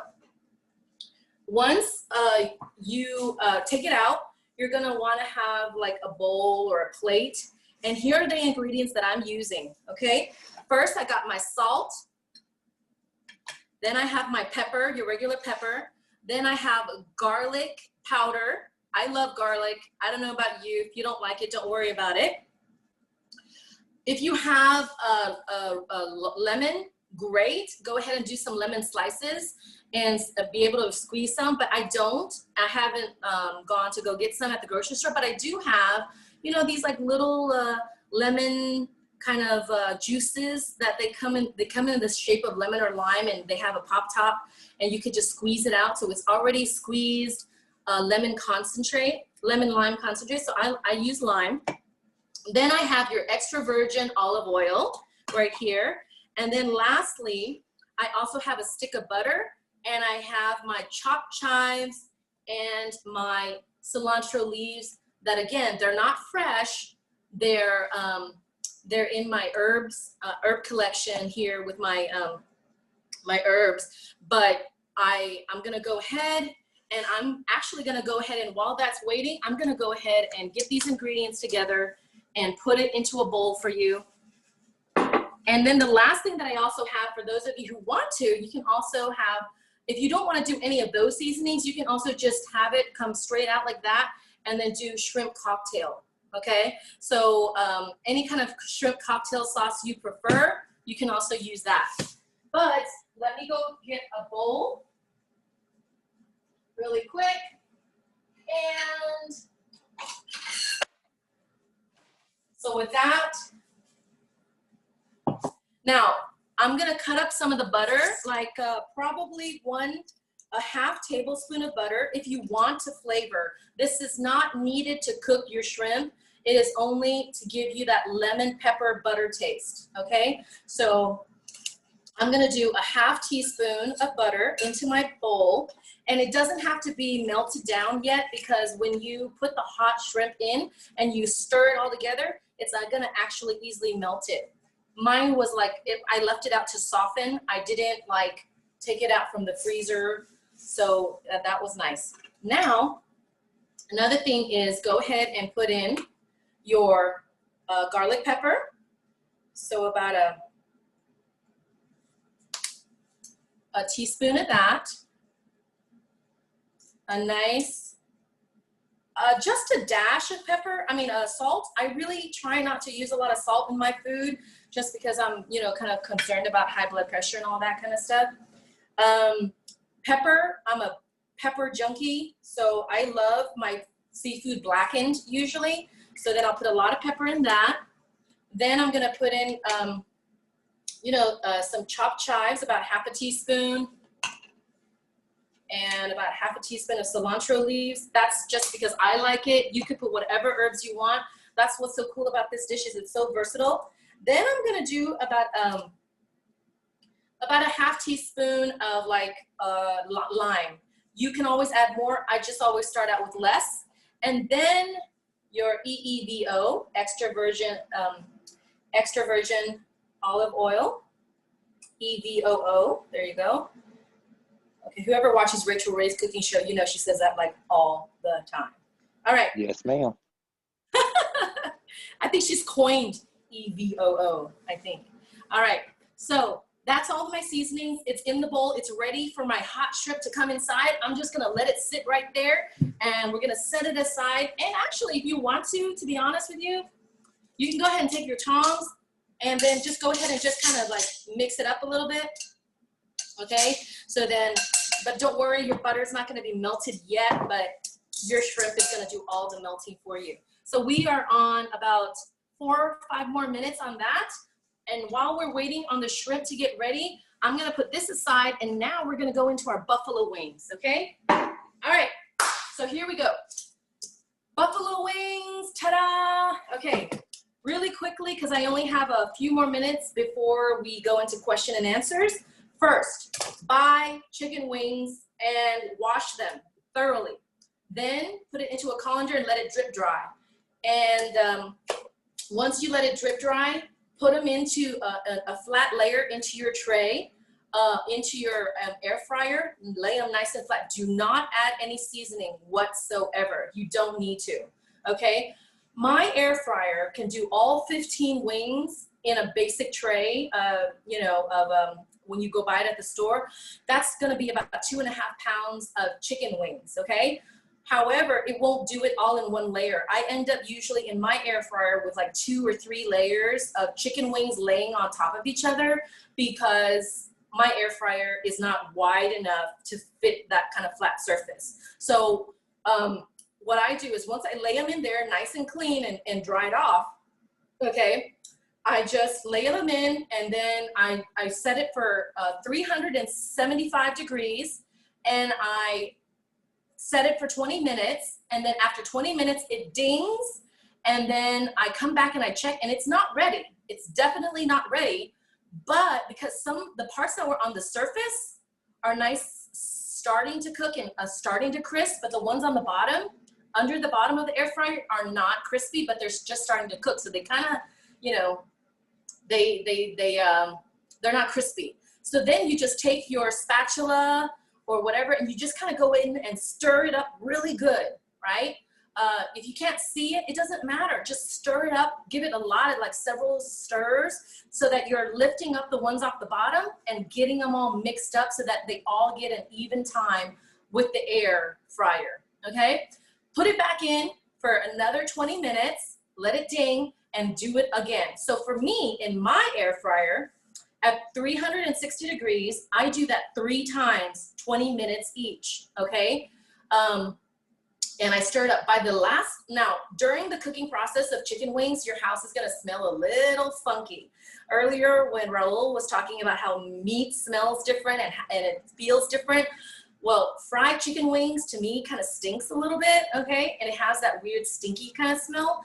But then when it starts to crisp, you can actually smell and you can hear that it's starting to crisp, and you can kind of hear that frying, popping, the skin is getting crispy. So then at the end of that, I can also use my tongs or my fingers. Now, if you use your fingers, be very careful because it's gonna be hot, but if you use your tongs, you're gonna feel that the wings are gonna be firm and hard on the outside, okay? So, ta-da, Chelsea's cooking show. You've got it already made right here. I've got 4 wings that I had left over from last night when I did this because I just couldn't stand it and I really, really love the wings. These are really crispy and really yummy. I could go ahead and reheat these again in my air fryer. But what I do is the ingredients is, for those of you who love, you know, whatever kind of seasonings, great. But you've got your traditional wing sauce, which I've got here. I use the sweet Baby Ray's buffalo wing sauce, okay? Then I also have in a separate bowl, I'll also do my lemon pepper seasoning, and so those who like lemon pepper seasoning, great. And then in a separate dish, I also put the katsu sauce if you want more of a Japanese style kind of flavor. And then for those who like Chinese, like the orange sauce from like Panda Express, I got that. And then for those who like a lot of extra spice, you can also always throw in some sriracha sauce into any of these and customize it. So when I make my wings, I make them crispy and naked so that way I can dip it into any kind of flavor I want. Whereas if you put the flavor in at the beginning, then you're kind of stuck with just one flavor. So it is now, I hope y'all enjoyed that. We're still waiting for this, the shrimp to kind of get out of the air fryer. It's only got about 1 more minute, but I'm gonna go ahead and have Victoria or Greg, go ahead and open the floor for the last 8 minutes so that we can take some questions. Okay, Great job, Chelsea. Yeah, great job. Greg, I just wanted to say before too, if anybody wants to put a question in the chat, that's also available. Otherwise, just a reminder to raise your hand. You can do *9 on the phone to raise your hand, and using the app, you go to more and click on the raise hand. So, and thank you, Victoria. You're welcome. Okay, guys. Really quickly, the shrimp came out. Oh my goodness, it's nice and browned on the outside and all fully done. And now I'm just gonna go ahead and pick them out and put them into my bowl of my lemon butter sauce. Okay, go ahead. Well, I tell you what, Chelsea, I really thought I was watching the Food Network for real. So you had it going. So anybody have any questions? Like Victoria said, Alt-Y to raise your hand on the computer, the Y for the Mac, and then *9 for the phone. Hey, this is Ron. I've got a question. And yes. Chelsea, okay, I know you did on the timer, you have bump dots. Is the temperature on yours also set? Did you do it that way, or? Yeah. Okay. I put bump dots on both the dials. Okay. Yeah. I just want to make sure that I thought you had said that. I just want to double check. Thank you. That's a great question. And also, if for those of you who didn't hear me, the bump dots on the temperature dial, if you look at it visually, it's written as increases of 40 degrees on my Chef Man fryer. So every bump dot that I put on there is another 40-degree temperature increase from 175 all the way to 400. Just to clarify. Thank you. You're welcome. And Chelsea, I don't see any other questions, but I do have another question. And Raul and Stacie mentioned this for the Instapot as far as a cooking book and so forth for recipes. Are there air fryer recipe books, or where do you get your recipes from when it comes for the air fryer? Great question. My recipes all came from YouTube. So if you want, afterwards, I already sent you and Ron the manual for my air fryer so that we can send out to everybody post workshop, but I can also send you some of the recipes that I use and some of the YouTube videos that I loved to watch as well. Okay, that'd be great. Thank Yeah, you, Chelsea. thank you. You're welcome. Okay, This is anyone? Raul. Oh, go ahead, Raul. I wanted to mention that if with Bookshare, I mentioned Bookshare before. So if you have access to Bookshare, whether because you're a student or because you pay for the access, they also have air fryer recipes there as well. Awesome. Thank you, Raul. All right, cool. Oh my Anybody God, else have any question? you Oh, guys, Sarah. the Yeah. shrimp is amazing. I wish y'all were here. I would totally share with you guys, but now I'm gonna be a pig and I'm gonna eat my shrimp. All right, we got a question from Sarah. Hi. Can you Hi, Hi, hear Sarah. me? Sarah. Yep. Yes, you mentioned you like to reheat fried chicken. Have you tried cooking fried chicken? If so, what's your tips to making it very crispy? You know what? I'm not brave enough to try to cook fried chicken from scratch just because I love Popeye's fried chicken so much.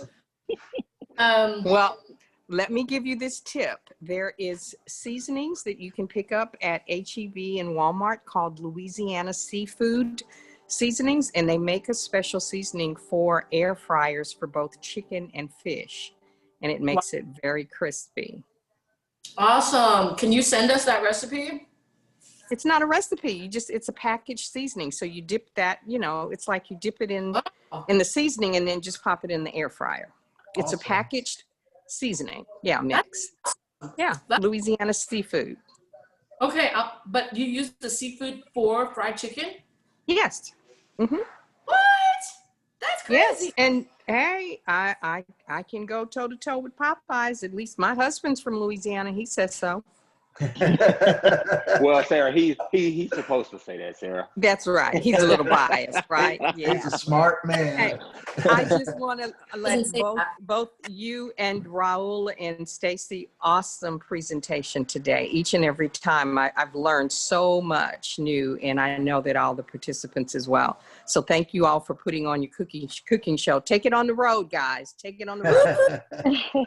Okay, I have a couple of announcements, some messages in the chat room. First, I wanted to say it's Terrence, and you guys know today's Terrence's birthday. And Chelsea, Terrence said to send him some shrimp. So, and happy birthday, Happy Terrence, birthday, as well. Terrence. Happy So- birthday, Yeah. Terrence. And then Julie K is just saying that these meals both sound good, and she says thanks. So, and so far those were the chat messages. So. I think I'm going to Chelsea's house for shrimp today. Love that chicken from Chelsea's. Yeah. Come on over. Bring the beer. Gotcha. And Thomas I think raised his that's hand. good. Okay. Currently unmuted. Alt-A button. Thomas, Can go you hear me? ahead. Yes, Yep, sir. we Yes, got you, sir. Thomas. Okay. I'm just wondering if Chelsea's cooked frozen French fries versus raw potato French fries, and if she prefers one way or the other. Yeah. Thank you for that question. That's a very good question. And actually, I do have frozen French fries in my fridge, and I've done it before. I love them both. It's just that remember that the cooking temperature and the timing is going to be different. So when you cook it like straight from like leftover French fries, you're going to be less time and less heat. Probably like 300 degrees, 315, 320. And then when you're cooking it from frozen, you're going to increase the temperature and increase the amount of time. So I would say more like 360, and then put it in for like probably like 15 minutes if you're doing like a single layer of fries. Now, if you're also doing it from fresh, I have not tried fresh yet. So I can't speak from that experience, but I would have to possibly say it's, I don't know if I'm pretty sure it comes out nice and crunchy as well, but I don't know about the timing of it. And, it might be more healthy just because it's fresh, right? So, but I know that you can make, just like I made the sweet potato fried chips, you can make potato chips with fresh potatoes. Just cut it nice and thin and put it in a single layer. Yeah. Okay, and then we got another question from someone with the telephone number ending 811. You should be unmuted or asked to unmute, so you should be good to go. Hi, my name is Ray, and I've made fresh French fries in the air fryer, and it's really easy. You just I've made it more like chips, like you do for fish and chips, thicker fries. All you do is peel your potato, cut it into your fries, then go ahead and rinse them in cold water. Let them soak for a little bit to get all the starch out. Then pat them dry with a towel or paper towel, and then just take a little bit of olive oil and sprinkle the olive oil, stir them around in a bowl, and then lay them flat in your air fryer. And you do them on about 350 or 60 or whatever for about 15 minutes on each side, and they're really good. So I just thought I'd throw that in. All right, thank you, sir. Cool, man. Huh? Now you guys know. See? So in the end of the day, guys, the air fryer and the Instapot makes life so much easier. And with the air fryer, you don't have to use any oil if you don't want to. That's really, really the beauty of it, because I feel like guilt-free eating when I eat French fries and when I eat like buffalo wings and stuff, because every time I think about them dipping it in all of that hot peanut oil to fry it, it makes me feel really guilty and feel really bad that I'm putting all of that oil in my body. So there you go. Well, thank you all. It's just after 3 o'clock. We appreciate you coming to join us today. Thank you, Chelsea. Thank you, Stacie and Raul. Another fantastic presentation today. We do have a door prize. Stacie, are you with me still? Hey, Stacie. Hey, we had to unmute. We were enjoying our spaghetti. Good stuff. Yep, it was good. So the person that won today is, do we have a drum roll? Hey Google, play a drum roll. It played it in the background quietly. That's me beating on my cutting board. Whoa. It's playing our Spotify, so I gotta go stop it now. There's a drum roll. Stop all music. There we go. Okay. So our lucky winner will be Nancy Gaspar. Hey. Woo! Yay, Nancy! All right. What'd she win? Yeah. What? Tell her what she won, Stacie. What'd she win? She's gonna win a gift card to Amazon. $25 gift card to Amazon. All right. Woo, woo. Do we still have Nancy on the line? For the purchase of an air fryer or for the purchase of an Instapot. Yeah. Who is gifting the gift card? You know, I'll have to get with Ron because it's Work out the logistics. to work out the logistics of that. We will get that worked out. Do we still have Nancy on the line? I thought I seen her. Nancy. I don't see her. I think she dropped out. Uh-oh, don't you have to be present to win? I know. Yes, You you do do. have to be present Hold to on. win. Yep. So if she is not here, we can do another name. I've just drawn another name. I think she left just a few minutes Yep. A few more. She left right before the I drawing. don't see her Oh, no, there. okay. So I just drew another name. Is Ralph Wise on? Ralph is on. Ralph Weiss, I'm going to ask you to unmute if you're here. I'm looking at you, Ralph. I see you're muted. Yep, I got him, and I just there is asked him Ralph to on here. unmute.